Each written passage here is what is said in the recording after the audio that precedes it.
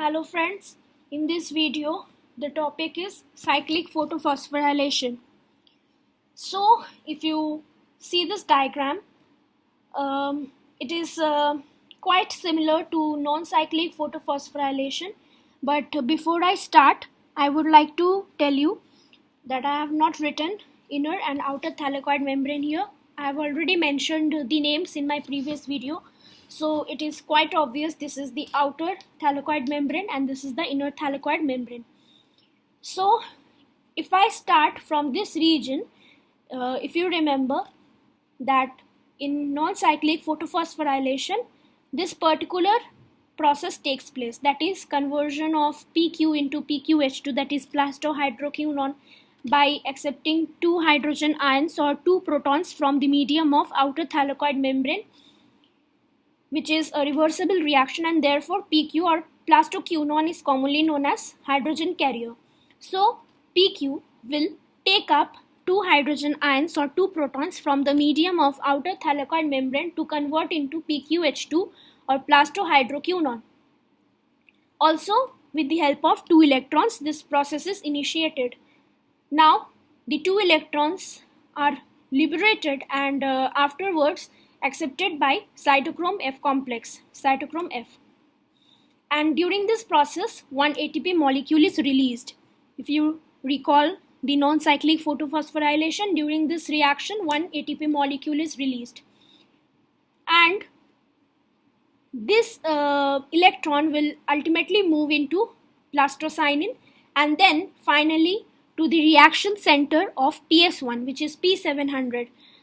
I want to clarify one thing here. In my previous video, I have written P720 instead of P700 for PS1 reaction center. So that was a very big mistake and sorry for that. So that was not P720, it was P700. So P700 is the reaction center for PS1. So electrons will move into P700 or the reaction center of PS1. Simultaneously, this reaction center is photoexcited due to the absorption of sunlight energy. Photoexcitation will occur due to the absorption of sunlight energy, H nu, as sunlight energy is represented like this. Now, these electrons will be accepted by the unknown electron acceptors of PS1, which are A1, A2, A3. These three are unknown electron acceptors of PS1. Ultimately, these electrons are accepted by ferredoxin or FD. Now, if you recall the non-cyclic photophosphorylation, in this particular portion, ferredoxin will release its electron outside the or into the outer thylakoid membrane to reduce NADP plus into NADPH2 plus, which is the second assimilatory power. And in the presence of FRN and two hydrogen ions, this particular conversion, that is conversion of NADP plus into NADPH2 plus, takes place when ferredoxin releases its electrons to reduce NADP plus into NADPH2 plus. But in cyclic photophosphorylation, this particular process is not shown at all, and this electron from ferredoxin will cycle back to cytochrome B6 complex, and during this particular path or during this particular reaction, another molecule of ATP is synthesized. So there are two ATP molecules are synthesized during non-cyclic photophosphorylation, but no NADPH2 plus is synthesized. So this is a very crucial difference between cyclic and non-cyclic photophosphorylation. In cyclic photophosphorylation, two molecules of ATP are synthesized, but no NADPH2 plus is synthesized. But in non-cyclic photophosphorylation, one ATP molecule and one NADPH2 plus synthesized, and the electrons will move to cytochrome B6 and ultimately again cycled back to PQ. So cytochrome B6 is basically connecting ferredoxin and PQ. or you can also say cytochrome B6 is connecting P700, that is reaction center of PS1, to PQ.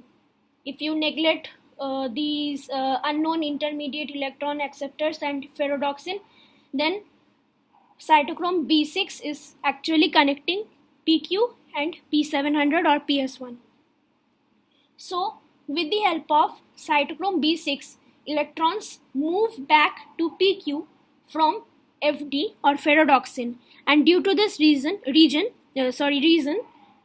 NADPH2 plus or the second assimilatory power is not synthesized. Instead, two molecules of ATP are produced. So,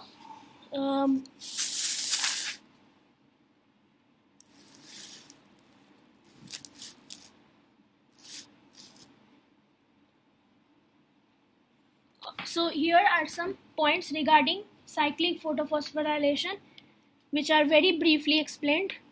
First, only PS1 is involved in cyclic photophosphorylation. No PS2 is involved here.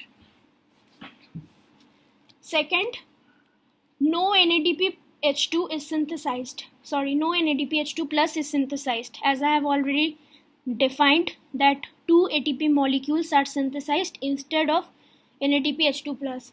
So first point is no PS2, only PS1 is involved in cyclic photophosphorylation, and no NADPH2 plus is synthesized. The third point is only possible when the activity of PS2 is stopped or ceased. Possible only when, that is, this particular stoppage of PS2 or the reaction center of PS2 is only possible if we include some factors here. One, or the first point, is using inhibitors like CMU and DCMU. CMU is basically the formula here. It is 3,4-chlorophenyl 1,1-dimethylurea, and DCMU is 3,4-dichloro-phenyl 1,1-dimethylurea. So if we use these two inhibitors, then PS2 is not activated or its activity is stopped or ceased, and therefore only PS1 is active, showing cyclic photophosphorylation. The second factor which is involved for this process is if we use or induce wavelength higher than 680 nanometer or 680 millimicron, then PS2 is not active, because PS2 is having the wavelength or the range up to 680 nanometer or 680 millimicron.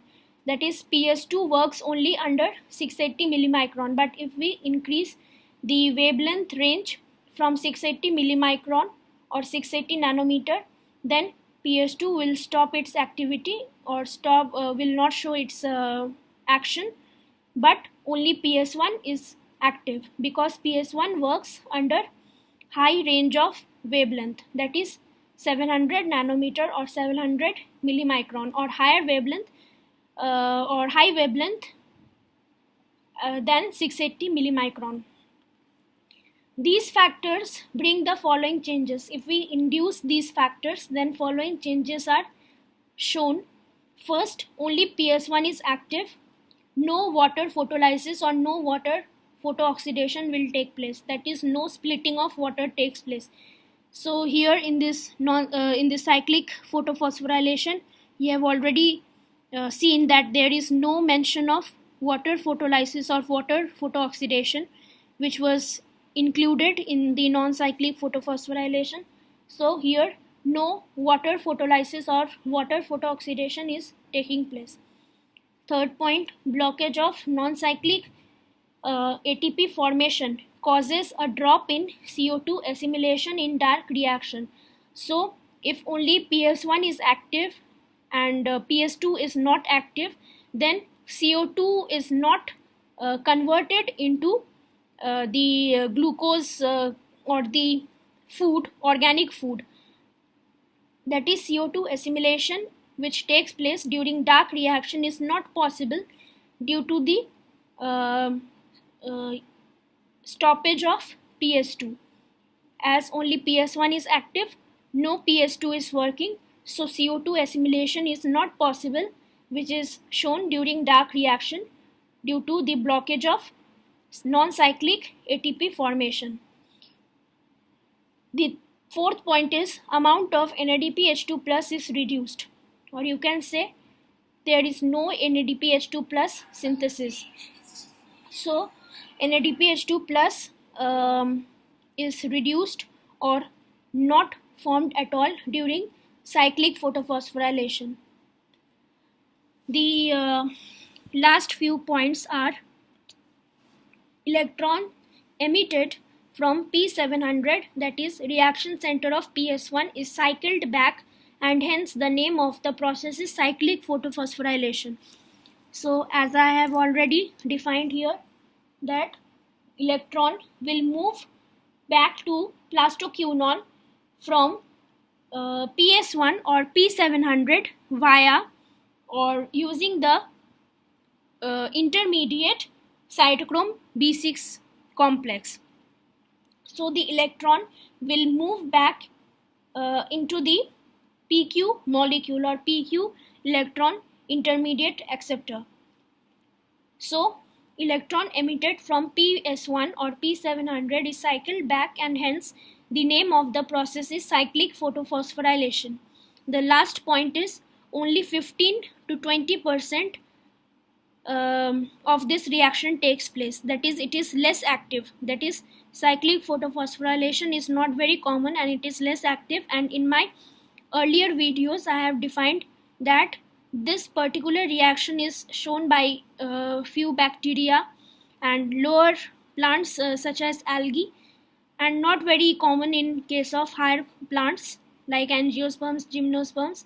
So only 15 to 20% of this reaction is shown in the plant kingdom, and therefore it is less active. So in my next video I will take up the topic photosynthetic units. Thank you.